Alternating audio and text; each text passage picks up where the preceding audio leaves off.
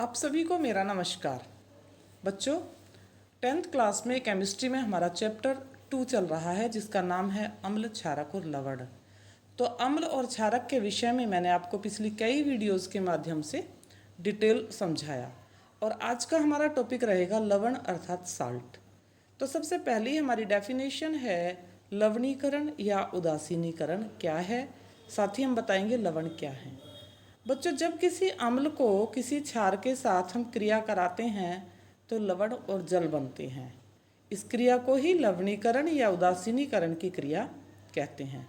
Example है समझने के लिए NaOH जो कि एक क्षार है प्लस HCl यानी हाइड्रोक्लोरिक एसिड जो कि एक अम्ल है। जब ये दोनों आपस में क्रिया करते हैं तो बनता है NaCl यानी सोडियम क्लोराइड जो कि एक लवण है और पानी जल वाटर मॉलिक्यूल बनता है। एग्जाम्पल 2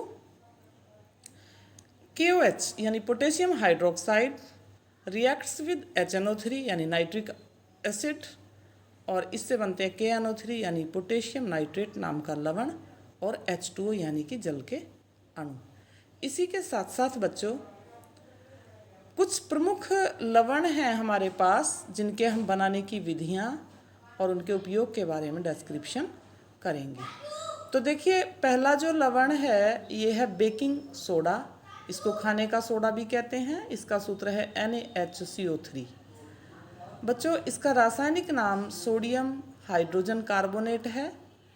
इसको किस प्रकार हम प्राप्त करते हैं देखना हमें ये है, जब हम नमक के जलीय विलयन में अमोनिया और कार्बन डाइऑक्साइड गैस प्रवाहित करेंगे तो खाने का सोडा यानी सोडियम बाइकार्बोनेट हमें प्राप्त होगा।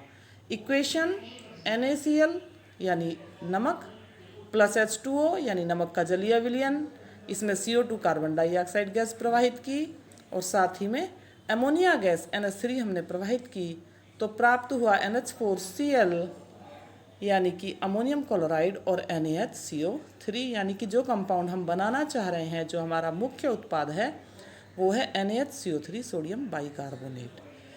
तो इस प्रकार इस क्रिया के द्वारा हमारा ये सोडियम कार्बोनेट हमें प्राप्त हुआ। अब देखना है कि खाना बनाते समय ये सोडियम बाइकार्बोनेट किस प्रकार से क्रिया करता है। तो जब हम खाना कुक करते हैं उसमें हम थोड़ा सा खाने का सोडा डालते हैं तो रिएक्शन किस प्रकार होती है, 2NaHCO3 गर्म होकर देता है Na2CO3 यानी sodium carbonate plus H2O plus CO2 gas. ये जो CO2 गैस है जो हमने एरो के साथ ऊपर दिखाई है बच्चों निकलती हुई, इसी का मेन रोल है। यही हमारे फूड को, हमारे जो फूड प्रोडक्ट्स है उसको खमीरी या स्पंजी बनाने में मदद करती है। इसी के साथ साथ इस बेकिंग सोडा के यूजेस क्या हैं। नंबर 1, बेकिंग पाउडर बनाने में। बेकिंग पाउडर क्या है, ये सोडियम बाइकार्बोनेट और टार्टरिक एसिड का मिक्सचर है बच्चों। तो ये बनाते वक्त हम इसको NaHCO3 का ही यूज करते हैं। नंबर 2, एंटासिड के रूप में। जब हमारे पेट में बदहजमी, अपच या एसिडिटी हो जाती है तो कुछ टैबलेट्स या हम इनो टाइप के कुछ पाउच लेते हैं तो इनमें जो पदार्थ है वो पदार्थ एंटासिड है यानी जो एसिड को ख़त्म कर दे। एंटासिड बनाने में बेकिंग सोडा यानी सोडियम बाइकार्बोनेट मुख्य योगदान निभाता है। और तीसरा इसका यूज है अग्निशामक के रूप में, यानी आग बुझाने में भी इसका इस्तेमाल किया जाता है।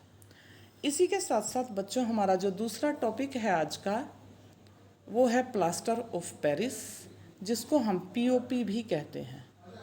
तो ये POP क्या है? POP आपने सबने देखा, जो आधुनिक बिल्डिंग्स हैं, मकान बनाए जा रहे हैं, उनकी छत में सुंदर चित्रकारी, सुंदर डिजाइन्स बने होते हैं। वास्तव में बच्चों ये सुंदर डिजाइन POP के ही बने होते हैं। इसका हम पूरा नाम प्लास्टर ऑफ पेरिस लेते हैं और इसका जो केमिकल फॉर्मूला है वो है CaSO4.12H2O यानी कैल्शियम सल्फेट के एक मॉलिक्यूल के साथ जब आधा मॉलिक्यूल वाटर का अटैच हो रहा हो तो POP बनता है। तो POP को हम प्राप्त कैसे करते हैं? POP बनाने की विधि अर्थात POP के निर्माण की विधि। यह सफ़ेद रंग का चिकना पाउडर है। कैल्शियम सल्फेट के एक अणु के साथ आधा अणु वाटर का इसमें जुड़ा होता है और इसको हम प्राप्त करने के लिए क्या करते हैं, जिप्सम को पीस कर 300 73 से 403 केल्विन टेम्परेचर पर भट्टी में गर्म करते हैं, जिससे कि पीओपी प्राप्त होता है। इक्वेशन है 2CaSO4.2H2O। बच्चों ये जो फॉर्मूला है जो पीओपी के जैसा ही लग रहा है, वास्तव में ये जिप्सम का फॉर्मूला है। इस पदार्थ को जब हम हाई टेम्परेचर पर गर्म करते हैं तो ये पीओपी हमें प्राप्त हो जाता है। इक्वेशन है CaSO4.2H2O एरो CaSO4 का whole twice H2O plus 3H2O, यानी कि 2 मॉलिक्यूल कैल्शियम सल्फेट के और 1 मॉलिक्यूल वाटर का। तो ये पीओपी का फॉर्मूला है। जबकि ऊपर हमने बताया था कि CaSO4.12H2O, तो दोनों बातों का मीन सेम ही निकलता है, अर्थात 2 कैल्शियम सल्फेट मॉलिक्यूल्स के बीच में 1 वाटर मॉलिक्यूल लगा होता है। इस पीओपी को यदि हम जल में मिला दें और थोड़ी देर रख दें तो ये पुनः जमकर कठोर पदार्थ बन जाता है, अर्थात पुनः जिप्सम हमें प्राप्त हो जाता है। उसके लिए भी इक्वेशन दी है CaSO4.12H2O अर्थात POP plus water molecule arrow के बाद CaSO4.2H2O अर्थात जिप्सम। तो यही क्रिया है जो बिल्डिंग बनाते वक्त होती है। पीओपी में वाटर मिलाकर हम किसी भी सांचे में इसको ढाल देते हैं। जिस प्रकार के सांचे में फ्रेम में हम इसको डालते हैं ये उसी की आकृति ले लेता है। उपयोग भवन निर्माण में, नंबर 2 मूर्तियाँ व सजावटी सामान बनाने में, नंबर 3 चौक बनाने में, नंबर 4 टूटी हड्डी का प्लास्टर चढ़ाने में, नंबर 5 अग्नि सह ईंटें बनाने में, यानी ऐसी ब्रिक्स जो हीट को बर्दाश्त कर सकें। इसी के साथ साथ नेक्स्ट कंपाउंड वाशिंग सोडा है। वाशिंग सोडा का फॉर्मूला Na2CO3.10H2O है। इसको बनाने की विधि बच्चों, बेकिंग सोडा को गर्म करने पर धावन सोडा प्राप्त होता है। इक्वेशन 2NaHCO3, ये हमारा बेकिंग सोडा ही है। यदि हम इसको गर्म कर दें, एरो के ऊपर जो ट्रायंगल है ये शो कर रहा है कि इस पदार्थ को हमने गर्म किया, तो इससे प्राप्त हुआ Na2CO3 plus H2O plus CO2। और ये जो Na2CO3 सोडियम कार्बोनेट प्राप्त हुआ, ये 10 वाटर मॉलिक्यूल्स एब्जॉर्ब करके बनाता है Na2CO3.10H2O। यूजेस हैं इसके, वाशिंग सोडा के यूजेस मैं बता रही हूँ। कांच, साबुन व कागज उद्योग में। नंबर 2 बोरेक्स, जिसका फॉर्मूला है Na2B4O7, इसके निर्माण करने में। नंबर 3 जल की स्थायी कठोरता दूर करने में। जल में जो कुछ सॉल्ट घुले होते हैं जिसकी वजह से जल कठोर हो जाता है, उस कठोरता को दूर करने में भी हम वाशिंग सोडा का यूज करते हैं।